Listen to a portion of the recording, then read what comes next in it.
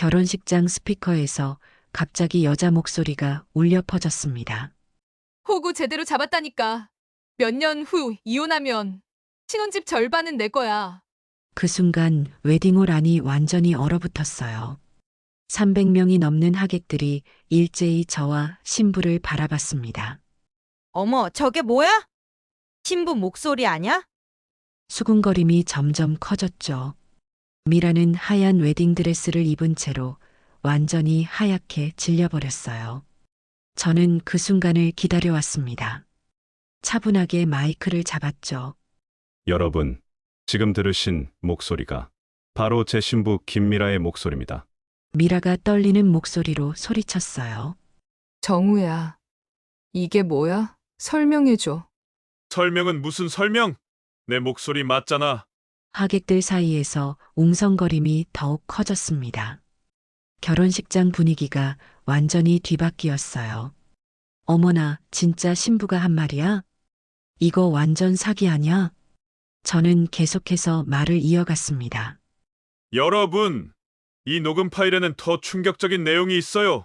성우 오빠 말대로 하면 인생 편해진다는 말도 나옵니다. 그 순간 제 고등학교 동창 성우가 뒤쪽 자리에서 벌떡 일어섰죠. 야, 정우야, 너 지금 뭐 하는 거야?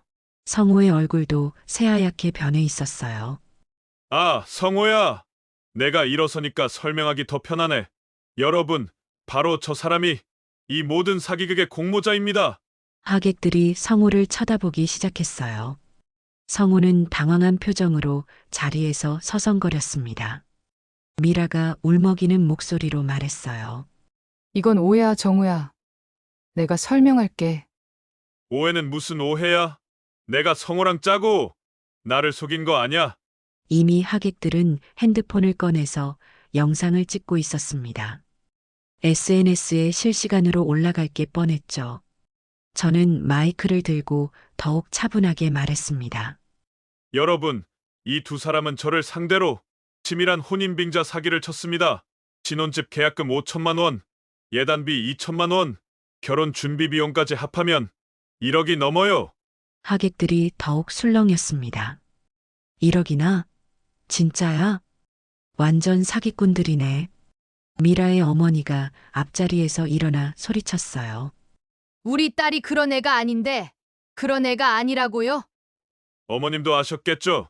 미라 어머니는 말문이 막힌 듯 다시 주저앉았습니다. 성우가 다가와서 제 팔을 잡으려 했어요. 정우야, 잠깐만, 이건 아니잖아. 이건 아니라고? 그럼 뭐가 맞는 건데? 저는 성우의 손을 뿌리쳤습니다. 여러분, 제가 왜 이런 극단적인 선택을 했는지 궁금하실 겁니다. 결혼식 전날 밤에 결정적인 증거를 손에 넣었거든요. 하객들의 시선이 모두 저에게 집중되었어요. 처음부터 차근차근 말씀드릴게요. 제가 어떻게 이 두 사람의 정체를 알아냈는지 말입니다. 저는 올해 42살입니다. 20대부터 요리에 미쳐 살았죠. 새벽 4시에 시장 가서 재료 고르고 밤늦게까지 메뉴 개발하고 그렇게 15년을 달려왔습니다. 지금은 서울에 한식당 3곳을 운영하고 있어요. 강남의 본점, 홍대의 2호점, 잠실의 3호점까지 직원만 20명이 넘습니다. 돈은 꽤 벌었죠. 하지만 개인적인 삶은 완전히 뒷전이었어요. 어머니와 단둘이 살면서 일만 했거든요. 연애? 그런 거 할 시간이 어디 있었겠어요. 그런데 3년 전 어머니가 돌아가셨습니다. 갑작스러운 심근경색이었어요. 그때까지만 해도 건강하셨는데 어머니 장례를 치르고 나니까 집이 너무 조용했어요. 혼자서 밥 먹고 혼자서 드라마 보고 가끔 직원들이 걱정할 정도였죠. 사장님, 요즘 너무 우울해 보이세요. 연애라도 하시지 그러세요. 그런 말 들을 때마다 쓴웃음만 나왔어요. 40이 넘어서 뭔 연애야. 그러던 차에 고등학교 동창 성우가 연락을 했습니다. 정우야, 오랜만이다. 술 한잔 할까? 성우는 부동산 중개업을 하는 친구였어요. 고등학교 때부터 말이 많고 사교적이었죠. 술자리에서 성우가 갑자기 말했습니다. 정우야, 너 이제 좋은 사람 만나야 되는 거 아니야? 갑작스러운 말에 당황했어요. 뭔 소리야? 나이가 몇인데? 나이가 뭐가 중요해? 요즘 늦은 결혼 많잖아. 성우가 진지한 표정으로 말을 이어갔습니다. 사실 괜찮은 여자 하나 알고 있어. 김미라라고, 나이는 36이고 대기업 홍보팀에서 일한다고 하더라. 저는 별로 관심이 없었어요. 아니야, 됐어. 나는 그런 거 안 해. 야, 그래도 한번 만나보기라도 해봐. 성우가 계속 설득했습니다. 진짜 괜찮은 사람이야. 성격도 좋고 예쁘기도 하고. 결국 성우의 성화에 못 이겨 만나기로 했죠. 처음 본 미라는 정말 인상적이었습니다. 키는 165cm 정도의 단아한 외모. 화장은 진하지 않게 했는데도 눈이 크고 예뻤어요. 무엇보다 말투가 차분했습니다. 안녕하세요. 김미라입니다. 처음 뵙겠습니다. 목소리도 부드럽고 좋았어요. 카페에서 대화를 나누는데 미라가 먼저 물어봤습니다. 요리 일이 힘드시겠어요? 손목이나 어깨 많이 아프시죠? 깜짝 놀랐습니다. 어떻게 알았어요? 요리하시는 분들 특징이 있더라고요. 칼질 많이 하시면 손목에 무리가 가잖아요. 정말 세심한 사람이구나 싶었어요. 그 후로 미라와 자주 만났습니다. 일주일에 2~3번씩 데이트했죠. 미라는 항상 제 몸을 챙겨줬어요. 손목 아프시면 이거 붙이세요. 파스를 사다 주기도 하고 마사지 도구도 선물해줬습니다. 이런 걸 언제 사놨어요? 어제 퇴근길에 약국에서 봤는데 정우 오빠 생각이 나서요. 그런 말을 들으면 가슴이 따뜻해졌어요. 40년 넘게 살면서 이렇게 챙김 받아본 게 언제였나 싶더라고요. 어머니 빼고는 처음이었거든요. 미라와 사귄 지 석 달쯤 되었을 때였습니다. 제가 손목 건초염으로 고생하고 있었거든요. 칼질을 너무 많이 해서 손목이 퉁퉁 부었어요. 병원에 가봐야 한다고 생각하던 차였죠. 그런데 미라가 먼저 알아챘습니다. 오빠, 손목 많이 아프시죠? 어떻게 알았어요? 칼 잡는 손동작이 어색하더라고요. 미라는 그 다음날 큰 봉지를 들고 왔어요. 이게 뭐예요? 손목 보호대랑 찜질팩이에요. 약국에서 물어보니까 이게 제일 좋다고 하더라고요. 정말 놀랐습니다. 이런 걸 언제 다 준비했어요? 어제 퇴근하고 바로 샀어요. 오빠가 아픈 게 보기 싫어서요. 그런 말을 들으니까 가슴이 뭉클했어요. 40년 넘게 살면서 이렇게 세심하게 챙겨주는 사람은 처음이었거든요. 미라는 정말 꼼꼼했습니다. 제가 늦게 퇴근하면 문자를 보냈어요. 오빠, 오늘도 수고했어요. 집에 가서 꼭 스트레칭하고 주무세요. 이런 작은 관심들이 너무 고마웠죠. 그런데 진짜 미라의 진가를 알게 된 건 어머니 기일 때였습니다. 어머니 일주기가 다가오고 있었어요. 미라에게 말했죠. 미라야, 이번 주말에 어머니 기일이야. 혼자 가서 성묘하고 올게. 그랬더니 미라가 말했습니다. 오빠, 저도 함께 가면 안 될까요? 어머니께 인사드리고 싶어요. 깜짝 놀랐어요. 사귄 지 얼마 되지도 않았는데 기일에 함께 간다고? 괜찮아. 너 혼자 있어도 돼. 아니에요. 저 정말 가고 싶어요. 어머니가 오빠를 어떻게 키우셨는지 궁금하거든요. 그 말을 들으니까 눈물이 날 뻔했어요. 결국 미라와 함께 성묘를 갔습니다. 미라는 정말 정성스럽게 절을 했어요. 어머님, 처음 뵙겠습니다. 오빠를 잘 부탁드린다고 말씀드리고 싶었어요. 그 모습을 보니까 확신이 들었습니다. 이 사람이다. 내가 평생 함께할 사람은 미라다. 성묘를 마치고 돌아오는 길에 미라가 말했어요. 오빠 어머님이 정말 자랑스러워 하실 것 같아요. 이렇게 성공한 아들을 두셔서요. 그런 말을 들으니까 어머니 생각이 더 많이 났죠. 어머니도 미라를 좋아하셨을 거예요. 그 뒤로 미라는 더욱 세심해졌습니다. 제가 감기에 걸렸을 때는 직접 삼계탕을 끓여왔어요. 오빠 가게 음식 말고 집에서 끓인 거 드셔보세요. 맛을 보니까 정말 깔끔하고 맛있었어요. 요리 잘하네요. 어디서 배웠어요? 어머니한테 배웠어요. 나중에 시집가면 써먹으라고 하시면서요. 시집가면이라는 말에 가슴이 뛰었습니다. 혹시 미라도 저와 결혼을 생각하고 있는 건 아닐까? 그런 생각이 자꾸 들었어요. 미라와 사귄 지 6개월이 지났을 때였습니다. 성우가 또 술자리를 제안했어요. 정우야, 요즘 어때? 미라랑 잘 되고 있지? 응, 정말 좋은 사람이야. 고마워. 그럼 이제 결혼 생각해봐야 되는 거 아냐? 성우의 말에 깜짝 놀랐어요. 결혼? 아직 그런 생각까지는. 야, 나이가 몇인데.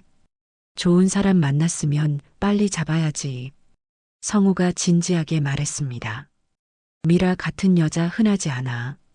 놓치면 후회해. 그 말이 계속 머릿속에 맴돌았어요. 정말 미라 같은 사람을 놓치면 안 되겠구나. 집에 돌아와서 혼자 생각해 봤습니다. 미라는 정말 완벽한 여자였어요.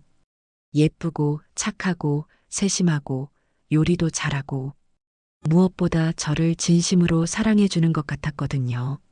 미라와 사귄 지 8개월째 되던 날이었습니다. 미라가 갑자기 말했어요. 오빠, 우리 부모님께 인사드리러 가지 않을래요? 부모님 인사라니 갑작스럽네요. 사실 저희 아버지가 많이 편찮으세요. 미라의 표정이 어둡게 변했습니다. 당뇨 합병증으로 거의 누워서만 지내시거든요. 어머니 혼자서 간병하시느라 너무 힘들어 하세요. 그 말을 듣고 가슴이 아팠어요. 그렇다면 당연히 가야죠. 언제 갈까요? 이번 주말에 가면 어떨까요? 충청북도 음성이에요. 시골이라 좀 멀어요. 충북 음성까지는 차로 2시간 정도 걸렸습니다.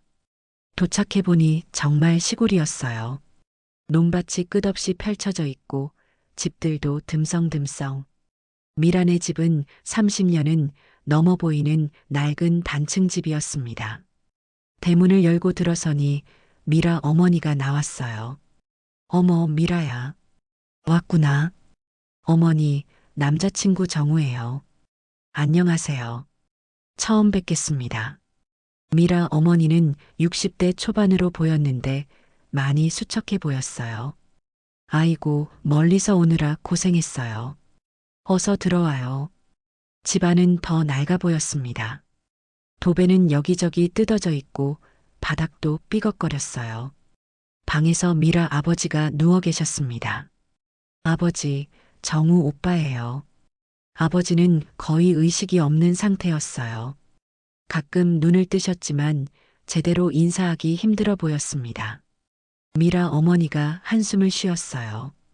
이렇게 된 지가 벌써 2년이에요. 병원비만 해도 한 달에 100만 원은 나가죠. 집도 팔아야 할 판이에요. 그 말을 듣고 마음이 무거워졌습니다. 이런 상황에서 미라가 저를 챙겨준다고? 정말 대단한 사람이구나 싶었어요. 점심때가 되니 동네 사람들이 하나둘 찾아왔습니다. 아이고, 미라가 남자친구 데려왔네. 잘생겼다. 뭐 하는 사람이야? 서울에서 음식점 하신대요. 그럼 돈 좀 버시겠네. 미라 복이야. 마을 사람들은 모두 미라를 칭찬했어요. 미라가 얼마나 효녀인지 아세요? 서울에서 일하면서도 한 달에 2번은 내려와요. 용돈도 꼬박꼬박 보내고. 그런 딸 어디서 봤어요? 정말 착한 애야. 시집 잘 가야 할 텐데. 그런 말들을 들으니 미라가 더욱 대단해 보였습니다. 이런 어려운 상황에서도 부모님을 돌보고 있구나. 오후에 미라와 마당을 거닐고 있었어요. 그런데 갑자기 검은색 외제차 한 대가 집 앞에 섰습니다. BMW 7 시리즈였어요. 차에서 40대 초반으로 보이는 남자가 내렸습니다. 정장을 말끔하게 차려입고 비싼 시계를 차고 있었어요. 미라야. 남자가 미라를 불렀습니다. 아, 네. 왔네요. 미라가 그 남자에게 다가갔어요. 남자는 미라에게 흰 봉투를 건넸습니다. 이번 달 것도 여기 있어. 고생 많으셨어요. 미라가 봉투를 받으며 인사했습니다. 그 장면이 뭔가 이상했어요. 거래처라고 하기엔 너무 사적인 느낌이었거든요. 미라가 돌아와서 설명했어요. 오빠 궁금하시죠? 회사 거래처분이에요. 가끔 이렇게 지방 출장 나오시면서 들르세요. 거래처요? 네, 저희 회사랑 일하는 업체 사장님이세요. 그런가 보다 했어요. 그런데 뭔가 석연치 않았습니다. 거래처 사장이 직원 부모님 댁까지 찾아올까? 게다가 봉투를 건네는 모습도 어색했어요. 하지만 크게 신경 쓰지 않았습니다. 미라를 의심할 이유가 없었거든요. 저녁에 집으로 돌아오는 차 안에서 미라가 말했어요. 오빠, 오늘 부모님 뵈어서 정말 고마워요. 아버지 상태 보시고 놀라셨죠? 좀 놀랐지만 미라가 얼마나 힘든지 알겠어요. 정말 대단해요. 이런 상황에서도 밝게 지내니까. 미라가 제 손을 잡았어요. 오빠가 있어서 힘이 나요. 혼자였다면 정말 견디기 힘들었을 거예요. 그런 말을 들으니까 더욱 미라를 지켜주고 싶었어요. 그리고 불안한 기운. 미라 부모님 인사를 다녀온 지 한 달 후였습니다. 저는 드디어 결심을 굳혔어요. 미라와 결혼하기로 말이죠. 반지부터 사러 갔습니다. 명동에 있는 유명한 보석점에서 3캐럿 다이아몬드 반지를 골랐어요. 가격만 2천만 원이 넘었죠. 미라가 좋아할 거라는 생각에 기분이 좋았습니다. 그런데 프로포즈를 어떻게 할지 고민이 되더라고요. 성우에게 조언을 구했어요. 성우야, 프로포즈 어떻게 하면 좋을까?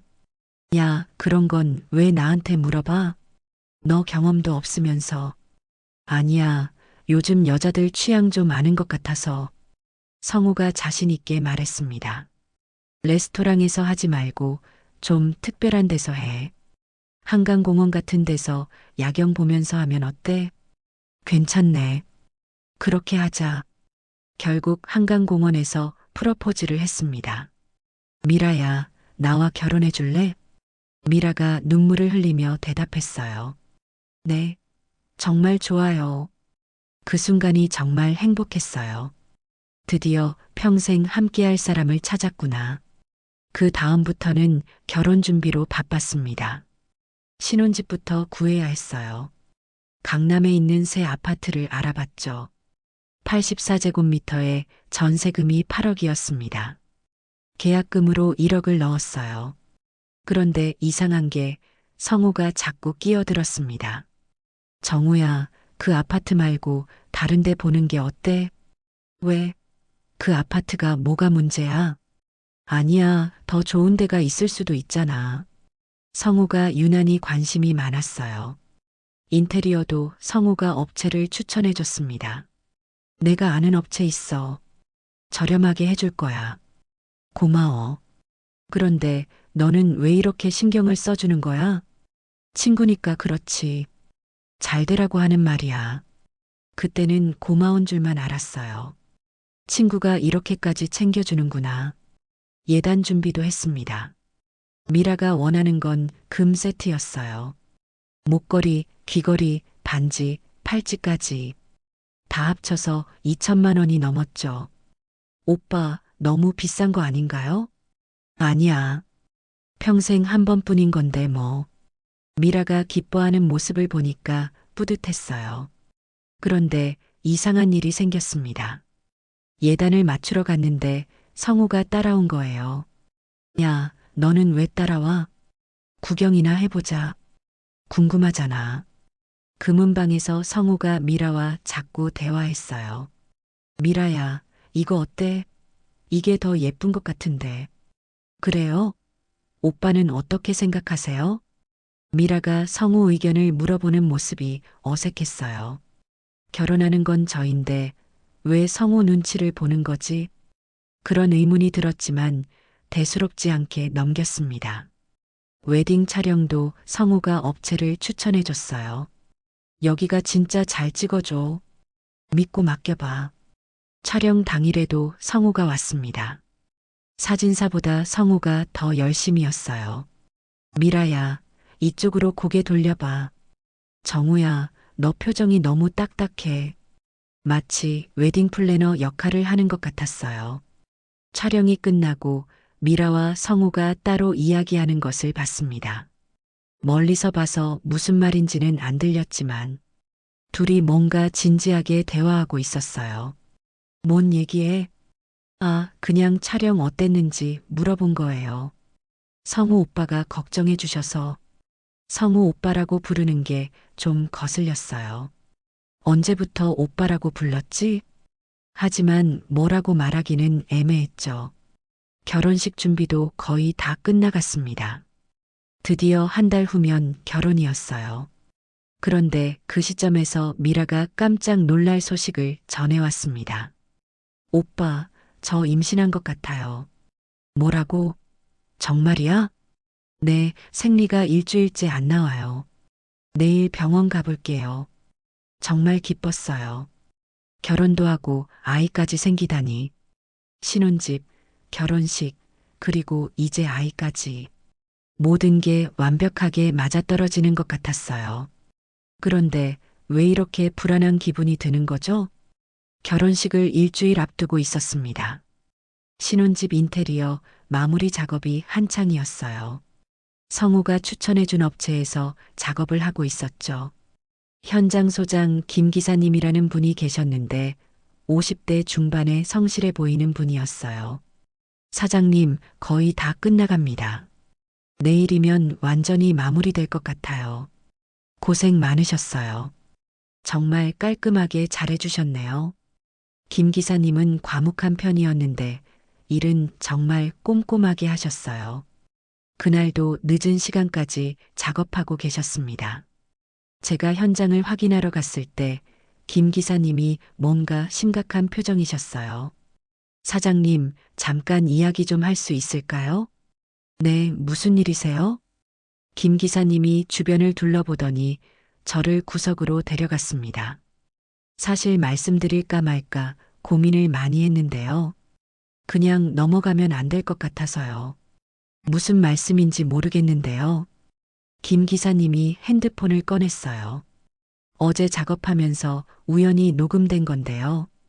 제가 화장실 갔다 오는 사이에 신부분이랑 성호 씨가 통화를 하더라고요. 저는 깜짝 놀랐어요. 미라가 여기 왔었나요? 네, 오후에 잠깐 들르셔서 둘러보고 가셨거든요. 그때 성호 씨한테 전화가 와서 통화를 하는데 김 기사님이 말을 이었습니다. 제 핸드폰이 작업용 앱 때문에 자동 녹음 기능이 켜져 있었어요. 그래서 우연히 녹음이 된 건데요. 들어보시겠어요? 뭔가 불길한 예감이 들었지만 고개를 끄덕였습니다. 김 기사님이 재생 버튼을 눌렀어요. 미라의 목소리가 들렸습니다. 성우 오빠 나야. 응, 미라야. 어디야? 지금 신혼집이야. 인테리어 거의 끝나가. 그래. 어때? 괜찮아? 완전 좋아. 이번에 호구 제대로 잡았다니까. 그 순간 제 심장이 멈추는 것 같았어요. 몇 년 후 이혼하면 신혼집 절반은 내 거야.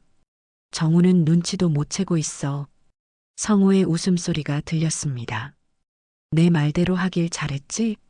임신까지 했으니까 이제 확실하네. 응, 정말 고마워. 오빠 말대로 하니까 쉽더라. 그런데 정우가 의심하지는 않아? 전혀. 완전 바보야. 내가 뭘 해도 다 믿어. 김 기사님이 녹음을 멈췄습니다. 사장님, 괜찮으세요? 제 얼굴이 하얗게 변해 있었을 거예요. 계속 들려주세요. 김 기사님이 다시 재생했습니다. 그런데 임신은 진짜야? 물론 가짜지. 임신 테스트기 조작한 거야. 어떻게? 인터넷에서 샀어. 양성 나오는 가짜 제품. 정우는 완전 좋아 죽더라고. 하, 너 정말 무섭다. 성우 오빠가 알려준 방법들이 다 통하네. 계획대로 결혼하고 1년 정도 지나서 이혼 신청할 거야. 그럼 재산 분할로 몇 억은 받겠네. 당연하지. 그때까지만 착한 척 연기하면 돼. 정우 같은 바보는 이런 연기에 완전 잘 넘어가지. 두 사람의 웃음소리가 들렸습니다. 그 순간 제 머릿속이 하얗게 변했어요. 지난 1년간의 모든 게 연기였다는 거잖아요. 손목 아픈 거 챙겨준 것도, 어머니 기일 때 함께 간 것도, 부모님 효도하는 것도, 모든 게 다 계산된 연기였다니. 김 기사님이 걱정스러운 표정으로 말씀하셨어요. 사장님, 정말 죄송합니다. 말씀드릴까 말까 고민을 많이 했는데요. 아니에요. 말씀해 주셔서 고맙습니다. 만약 김 기사님이 알려주지 않았다면 저는 평생 바보로 살았을 거예요. 그날 밤 집에 돌아와서 녹음 파일을 계속 들었습니다. 들을 때마다 분노가 치밀어 올랐어요. 성우, 이 자식이 처음부터 계획한 일이구나. 친구인 줄 알았는데 날 이용해 먹으려고 한 거야. 미라도 마찬가지고. 그렇다면 시골에서 본 BMW 남자도 수상했어요. 혹시 미라의 진짜 남자친구가 아닐까? 모든 퍼즐이 맞춰지기 시작했습니다. 저는 그 순간 결심했어요. 결혼식 당일 아침이었습니다. 평생 가장 행복한 날이 될 줄 알았는데 가장 복수심에 불타는 날이 되었죠. 저는 김 기사님이 녹음해 주신 파일을 USB에 담았어요. 그리고 웨딩홀 음향팀장에게 미리 부탁해뒀습니다. 제가 신호하면 이 파일을 틀어달라고요. 신부 입장 음악 대신 말이에요. 음향팀장은 처음엔 당황했어요. 사장님, 이게 무슨 내용인지 미리 들어봐도 될까요? 들어보세요. 그럼 이해하실 겁니다. 팀장이 파일을 듣더니 깜짝 놀랐어요. 이런 일이 정말 틀어드릴까요? 네, 부탁드립니다. 정확한 타이밍에 맞춰서요. 결혼식이 시작됐습니다. 하객들이 하나둘 자리에 앉았어요. 300명이 넘는 사람들이 왔습니다. 제 식당 직원들, 사업 관계자들, 친구들까지. 미라 쪽 하객들도 많이 왔더라고요. 시골에서 온 친척들과 동네 분들까지. 모두 행복한 표정으로 축복해주러 온 사람들이었어요. 성우도 당당하게 앞자리에 앉아 있었습니다. 마치 주례를 서는 것처럼 여기저기 인사하고 다니더라고요. 야, 정우 결혼 축하한다. 오늘 정말 멋지네. 성우가 제게 다가와 어깨를 두드렸어요. 그 순간 정말 구토가 날 뻔했습니다. 이 자식이 어떻게 이런 얼굴로 축하한다고 할 수 있을까요? 고마워, 성우야. 내 덕분에 좋은 사람 만났어. 그렇지. 내가 소개해준 보람이 있네. 성우가 자랑스러워하는 모습을 보니까 더욱 화가 났어요. 식이 진행되기 시작했습니다. 주례 선생님이 나와서 인사말을 했어요. 오늘 이 아름다운 두 사람의 결혼을 축하하러 와주신 여러분께 감사드립니다. 신랑 정우 씨와 신부 미라 씨가 평생 행복하게. 그 말을 들으면서 속으로 웃었어요. 평생 행복하게라니 곧 지옥이 펼쳐질 텐데. 드디어 신부 입장 시간이 되었습니다. 신부 입장에 앞서 특별한 음성 메시지를 들려드리겠습니다. 제가 마이크를 잡고 말했어요. 음향팀장이 신호를 기다리고 있었죠. 저는 고개를 끄덕였습니다. 그 순간 웨딩홀 전체에 미라의 목소리가 울려 퍼졌어요. 이번에 호구 제대로 잡았다니까. 하객들이 일제히 웅성거리기 시작했습니다. 이게 뭐야? 신부 목소리 아냐? 몇 년 후 이혼하면 신혼집 절반은 내 거야. 그 순간 웨딩홀이 완전히 뒤집어졌어요. 미라는 입장을 준비하다가 그 소리를 듣고 얼굴이 새하얗게 변했습니다. 이게 뭐야? 미라가 떨리는 목소리로 중얼거렸어요. 성우 오빠 말대로 하면 인생 편해진다는 말이 이어졌죠. 성우가 자리에서 벌떡 일어났습니다. 야, 정우야. 이게 뭔데? 성우의 얼굴도 완전히 하얗게 질려 있었어요. 저는 차분하게 마이크를 잡았습니다. 여러분, 지금 들으신 목소리가 바로 제 신부 김미라의 목소리입니다. 그리고 통화 상대는 저의 고등학교 동창 성우입니다. 하객들이 더욱 술렁였어요. 진짜야? 신부가 한 말이야? 이거 완전 사기 아냐? 녹음이 계속 재생되었습니다. 임신은 진짜야? 물론 가짜지. 임신 테스트기 조작한 거야. 그 말이 나오자 미라가 완전히 무너졌어요. 주저앉으면서 흐느끼기 시작했습니다. 미라 어머니가 앞자리에서 일어나 소리쳤어요. 이게 무슨 소리야? 우리 딸이 그런 애가 아닌데. 어머님 직접 들으셨잖아요. 따님 목소리 맞죠? 미라 어머니는 할 말을 잃었어요. 성우가 다급하게 다가왔습니다. 야, 정우야. 이건 오해야. 오해라고? 그럼 내 목소리도 가짜냐? 녹음에서 성우의 목소리가 선명하게 들렸거든요. 내 말대로 하길 잘했지? 임신까지 했으니까 이제 확실하네. 하객들이 성우를 쳐다보기 시작했어요. 저 사람이 공모자구나. 친구를 이렇게 배신하다니. 성우와 미라가 서로에게 책임을 떠넘기기 시작했어요. 미라야, 내가 조심하라고 했잖아. 오빠가 시키는 대로 한 거잖아요.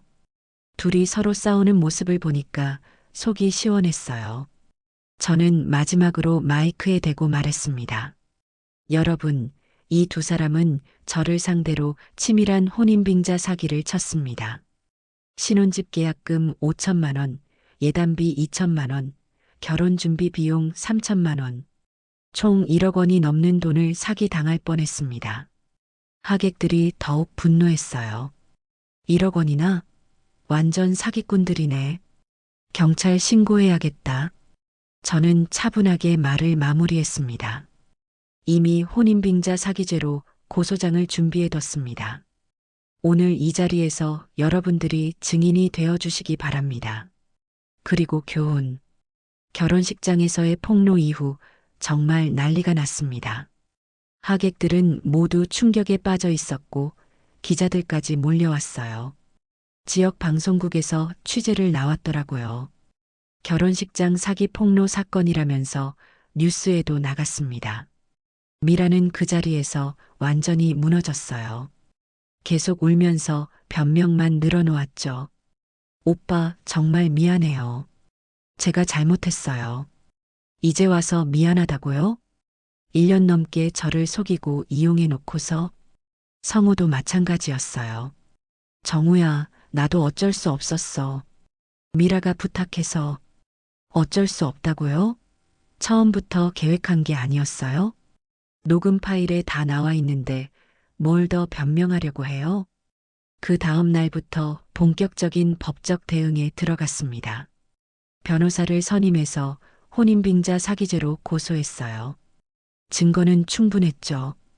김 기사님이 녹음해 주신 파일과 결혼식장의 300명 증인들, 그리고 제가 지금까지 지출한 모든 영수증들까지.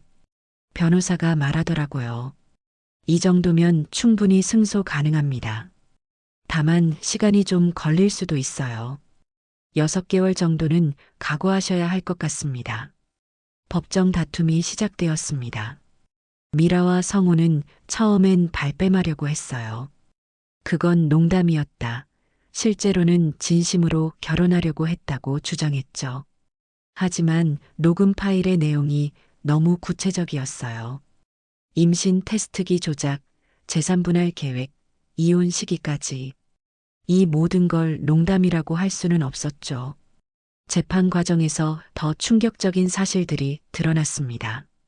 미라에게는 이미 남자친구가 있었어요. 바로 시골에서 봤던 그 BMW 남자였습니다. 김재혁이라는 이름의 사업가였는데 미라와 3년째 사귀고 있었다고 하더라고요. 그 남자도 법정에 증인으로 나왔어요. 미라가 저와 사귀는 동안에도 계속 만나고 있었던 거죠. 아이고, 이 여자가 얼마나 치밀한지 아세요?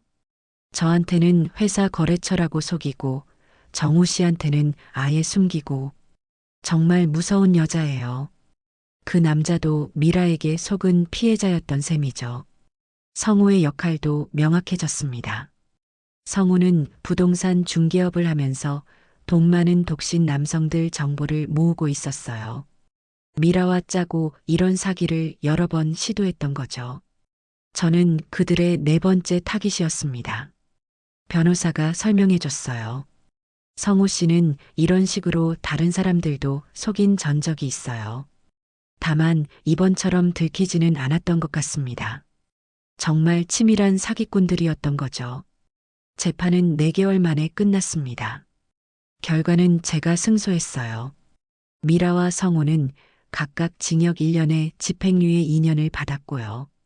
손해배상금으로 7천만 원을 받기로 했습니다. 하지만 이들이 가진 재산이 별로 없어서 실제로는 3천만 원 정도밖에 못 받았어요. 그래도 제가 원하는 건 돈이 아니었어요.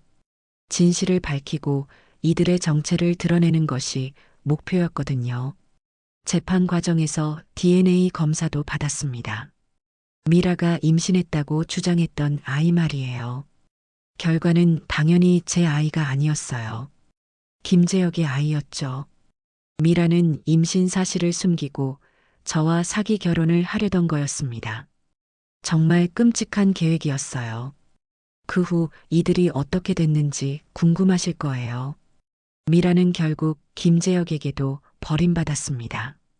자기도 속았다는 걸 안 김재혁이 미라와 헤어진 거죠. 미라는 혼자서 아이를 낳아 키우고 있다고 하더라고요. 고향 시골로 내려가서 미혼모 신세가 되었어요. 성우도 사회적으로 완전히 매장당했습니다.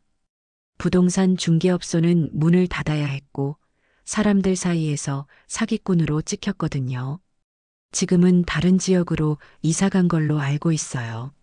가장 고마웠던 분은 김 기사님이었습니다. 만약 김 기사님이 그 녹음 파일을 알려주지 않았다면 저는 정말 큰일 날 뻔했어요. 김 기사님 덕분에 인생이 바뀐 거예요. 이 모든 일을 겪고 나서 깨달은 게 있어요. 사람은 결국 시간이 지나면 본성이 다 드러나더라고요. 아무리 연기를 잘해도 언젠가는 들통나게 되어 있어요. 그리고 진짜 중요한 건 옆에서 진심으로 걱정해주는 사람들이에요. 김 기사님 같이 자신에게 이득되는 것도 없으면서 저를 위해 알려주시는 분들 말이죠. 지금 저는 다시 혼자 살고 있어요. 결혼에 대한 생각은 아직 없어요. 당분간은 일에만 집중하려고 합니다. 사람을 믿는 것도 좀 더 신중해졌고요. 하지만 후회하지는 않아요. 이런 일을 겪으면서 사람을 보는 눈이 생겼거든요. 그리고 무엇보다 제 인생을 지켜낼 수 있었으니까요. 여러분도 혹시 너무 완벽해 보이는 사람을 만나면 조금은 의심해 보세요. 진짜 사랑은 완벽하지 않아도 진실해야 하거든요. 오늘 제 이야기가 여러분에게 조금이나마 도움이 되셨다면 구독과 좋아요로 힘을 보태주세요. 그게 저에게는 정말 큰 용기가 됩니다. 오늘도 시청해 주셔서 감사합니다.